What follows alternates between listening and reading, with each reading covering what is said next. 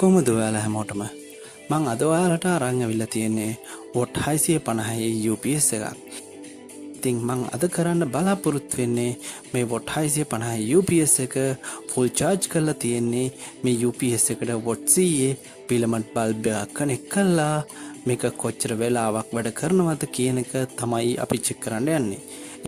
ඉතින් ඔයාලටත් මේ විදිහට ඔයාලගේ ගෙදර තියෙන UPS එක චෙක් කරලා බලන්න පුළුවන් මේකේ බැටරිය හොඳද කියලා.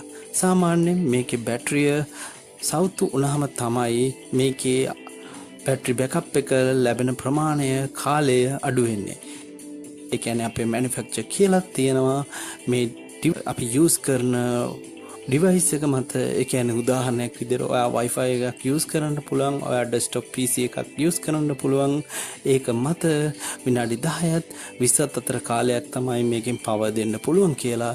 ඉතින් ඔයාලා දන්නවා ඔයගොල්ලෝ ගෙදර තියෙන UPS එකේ පොඩි බීප් සද්දයක් එනවා.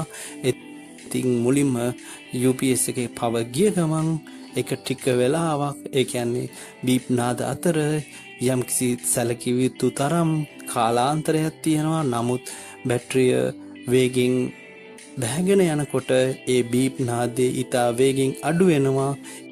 ඉතින් ඔයාලා දැනගන්න ඕනේ මේකේ කාලය අඩු වෙන වෙලාවට ඔයාගේ ඩිවයිස් එක එක්කෝ PC එකක් වෙන්න පුළුවන්. ඉතින් ඒ PC එක ඕෆ් කරන්න එහෙම නැති වුණොත් ඔයාගේ PC එකේ තියෙන hard drivers වලට ඒවට හානි වෙන්න පුළුවන්. ඉතින් මම ඔයාලට පෙන්නන්නේ මේ ඩිවයිස් එක කොච්චර වෙලාවක් යූස් කරන්න පුළුවන්ද කියලා. ඉතින් ඇත්තටම මේ ඩිවයිස් එක විනාඩි 16කට ආසන්න කාලයක් අපිට පාවිච්චි කරන්න පුළුවන් වෙලා තියෙනවා. ඉතින් ඔයාලටත් ඔයාලගේ ගෙදර තියෙන UPS එක මේ විදිහටම චෙක් කරලා බලන්න පුළුවන්. මීට වඩා කාලය අඩු වෙනවා නම් ඒ කියන්නේ විනාඩි 5ක් 10ක් වගේ ඔයාට සිද්ධ වෙයි බොහෝ විට ඔයාගේ UPS එකේ බැටරිය මාරු කරන්න.